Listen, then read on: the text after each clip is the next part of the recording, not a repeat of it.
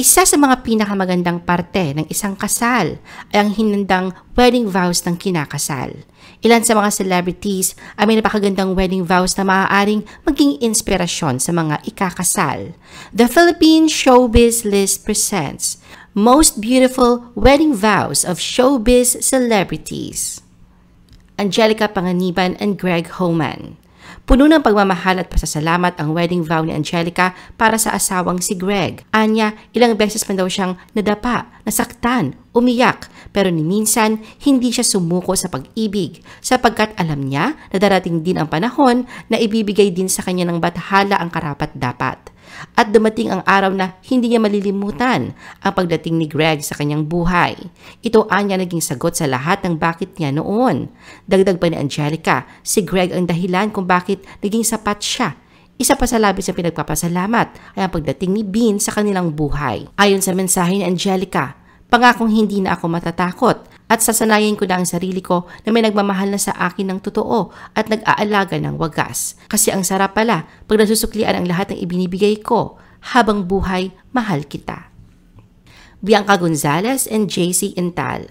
Sa kanilang kasal, hindi lamang nagpalitan sina JC at Bianca ng mga pangako, kundi ipinahayag din ni Bianca ang kahalagahan ng pag-ibig na natagpuan niya kay JC at kung paano nito binago ang kanyang buhay. Anya, I knew you were the one for me when I felt your love. You love me in a way I've always wanted to be loved. Sa kanyang vow, ipinapakita rin ni Bianca ang kahalagahan ng pag-unawa at pagtanggap sa kabila ng mga imperpektong taglay ng bawat isa. Naroon din ang kanyang determinasyon na ipaglaban ang kanilang pagmamahalan at panatilihin itong buhay at masaya sa kabila ng mga hamon ng buhay. Carmina Villaruel and Zoren Legaspi. Sa kanilang mensahe para sa isa't isa, binigyang kahulugan ni Zoren ang kanyang pagmamahal at pangako sa isang simple ngunit makahulugang paraan. Anya, after tonight, wala na akong parang bibit-bitin at alalahanin sa'yo kasi nga nagampanan ko na yung dapat kong ginampanan noon pa at yun ay ang pakasalan ka. Ngayon ang wish ko ay magkakambal ulit. Nagpasalamat naman si Carmina kay Zoren at sa kanyang kambal na sila Mavi at Cassie sa hindi inaasahang sorpresa.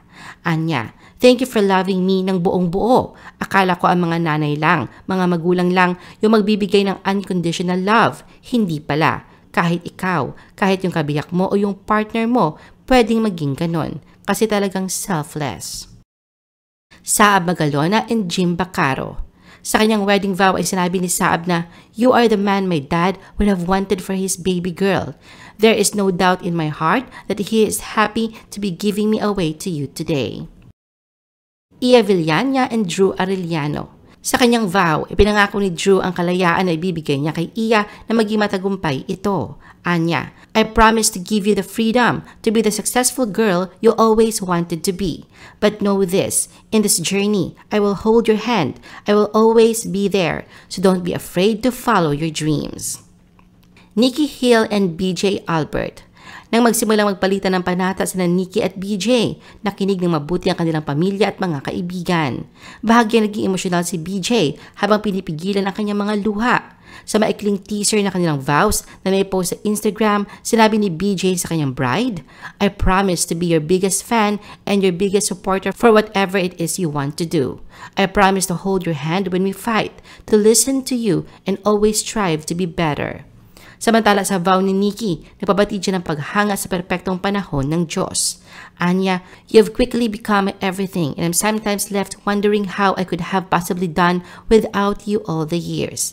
There are days when I wish I'd known you earlier, but I know God makes all things beautiful in His time. Maxine Magalona and Rob Manangkil. 2 beses na nagsumpaan na magsasama ng panghabang buhay sina Maxine at Rob. Sa naturang beach wedding, nagpahayag si Maxine ng kanyang pag-ibig at pasasalamat kay Rob sa pagdating nito sa kanyang buhay. Anya, I was a broken and aimless person, but your love and daily devotion gave me so much reason and direction. You never asked me once to change anything about myself. I honestly still don't know what I did to deserve you, but I feel like for everything right I've done in my life, you are my greatest reward and blessing. Ganun pa man ang panatang ito ay hindi nila pangatawanan dahil matapos ang humigit kumulang 4 na taong pagsasama bilang mag-asawa na uwi ito sa hiwalayan. Solen Yusuf and Nico Bulzico. Sa kanyang wedding vow, sinabi ni Solen na mula sa simula, palagi siya gumagawa ng maling mga desisyon. Palagi anya siyang nakakakilala ng maling mga lalaki. Dahil dito palagi niyang iniisip na hindi para sa kanya ang makatuluyan ng isang tao. Ngunit ang lahat anya ay nagbago na makilala niya si Nico, kung saan ang mga bagay ay naging kamangha-mangha. Sa kabilang banda, si Nico ay hindi naman napigilang maging emosyonal nang makita niya si Solen na naglalakad sa aisle. Sa kanyang vow, sinabi niya ang mga natutunan niya mula sa minamahal na kabiyak. Anya, love is not platonic, not romantic. It is something you work for every day. That's why I just promise not to just love you forever, but to love you every day. Nangako rin siya kay Solen na susuportahan niya ang mga plano nito sa buhay. Pahabol pa ni Nico, I promise to be there for you when you need me, but also to be there for you when you don't need me. I promise to support in any path you need to follow, no matter how crazy it is. And lastly, I promise that forever will make sense. Isabel Daza and Adrian Samblat. Sa kanilang wedding vow, sinabi ni Isabel na mahal niya ng buong buo si Adrian. Noong panahon ay niyang pakiramdam niya na lahat ng bigat ng mundo ay nasa kanyang balikat dahil sa pagpanaw ng ama. Alam niyang mahal siya ng Panginoon at makakaya niya itong lagpasan dahil binibigay nito sa kanya ang isang tulad ni Adrian. Anya para sa minamahal na asawa. Everything I know about you and everything I don't know, you make me love my life. Samantala sa parte naman ni Adrian, sinabi niya na para sa kanyang mga mata, ang puso ni Isabel ang pinakamagandang bahagi ng pagkatao nito. Mayroon anya itong kapangyarihan na magkalat ng pag-ibig sa kanyang paligid. Ayon pa kay Adrian, nararamdaman niya ito araw-araw sa bawat maliit na pansin na palaging ibinibigay sa kanya ni Isabel at nais niyang maramdaman ito magpakailanman. Sa pagtatapos ng kanyang wedding vow, binigyang diin ni Adrian na alam niya na agad na si Isabel ang taong para sa kanya. Sa unang pagkakataon na nakita niya raw si Isabel, ang kanyang puso ay bumulong ng she's the one. Ann Curtis and Erwan Yusuf. Sa lahat ng mga talumpati na binigkas sa araw ng kasal ni Ann at Erwan, ang pinakamadamdamin ay mula sa bagong kasal. Nagsalita sina Erwan at Ann mula sa puso na pinaluha ang bawat isa sa kanilang paligid.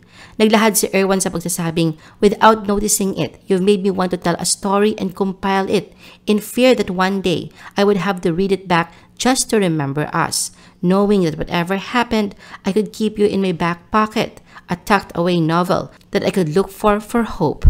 Binigkas naman ni Ann sa perpektong tono kung ano ang nasa puso niya. Anya, ito ay isang napakalaking roller coaster. Nagkaroon sila ng mga pag-angat at pagbaba, mga pagliko at pag-ikot, ngunit hindi sila nagbabaya. Ayon kay Ann, tinuruan at pinaniwala siya ni Erwan muli sa magic. Kinuhaan niya nito ang lahat ng sira at lahat ng kanyang craziness at ginawang buo muli. Pangako ni Ann, I vow to always make you happy, that you whistle around the house every day, and most importantly, I vow to love the fat kid inside when he decides to come out again. As I embark on my greatest adventure ever, I couldn't be more excited that it's with you, for you are my greatest adventure. You are a wondrous dream, and our love story is my favorite book. Jolina Magdangal and Mark Escueta. Damang-dama ang kaligayahan ni Jolina at Mark habang nagpapalitan sila ng kanilang wedding vows. Maluha-luha si Jolina sa pagsasabing si Mark ang pinakamagandang regalo ni God sa kanya. Inamin din niya na ilang beses niyang sinubukang isulat ang kanyang vows, pero sa huli ay nadesisyon siyang mag-impromptu na lamang para hindi scripted. Dito pinagsigawan niya sa lahat ng mga bisita kung gaano niya kamahal si Mark na tinawag niyang kanyang best friend at kakampi. Biro pa ni Jolina, pagpasensyahan mo na kung minsan naghihintay ka ng 5 oras dahil sa banyo ako. Kung matangkad at pistisa lang ako, promise, 3 minutes lang ako sa banyo. Pasensya ka na kung minsan ang daldal-daldal ko. Maging si Mark ay hindi rin nagtagumpay na isulat ang kanyang vow, pero naiyak ito sa pagsasabing si Jolina ang ilaw ng kanyang buhay. Napagtanto daw niya na ang love ay parang ilaw. Paliwanag ni Mark na ang ilaw hindi alam kung paano ito gumagana. Nakikita lang kung saan ito nanggagaling at kung saan tumatama. Katulad ni Jolina, kahit gaano ito kaliit, ang laki ng ginagawa. Sa huli nag-iwan ng pangako si Mark sa kabiyak. Anya, mamahalin kita habang buhay at araw-araw. Ikaw ang buhay ko. Mula ngayon, para sa iyo ang lahat. Tony Gonzaga and Paul Soriano. Ang pinaka-pinag-usapan at talaga namang trending na pinaka-inspiring, heartwarming, witty at nakakahimok sa damdamin ng wedding vows ay sa mag-asawang Paul Soriano at Tony Gonzaga. Pagkakita pa lang ni Paul kay Tony, habang naglalakad papasok ng simbahan ay naging emosyonal na ito. Sa kanyang wedding vow, nagbalik tanaw si Paul sa mga pagsubok na pinagdaanan nila ni Tony sa loob ng 8 taon nilang relasyon.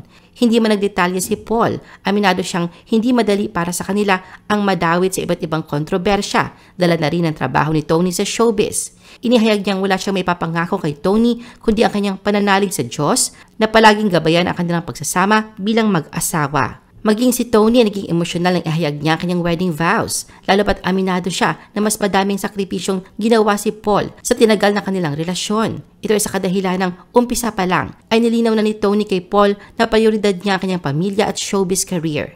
Sa pagkakataong ito, siniguro ni Tony na kanyang mister na ang prioridad niya sa buhay. Pangako ni Tony kay Paul, "From now on, apart from God, you are my #1 priority. From now on, your happiness is my happiness. What makes you sad will make me more sad, and what hurts you will hurt me the most. I love you, Paul, and thank you for giving me your last name. I will love you forever with all my heart." I-post ang inyong comments at reaction sa baba. At huwag kalimutan na i-like at i-share ang video na ito. Gusto mo pa ba ng ibang showbiz videos?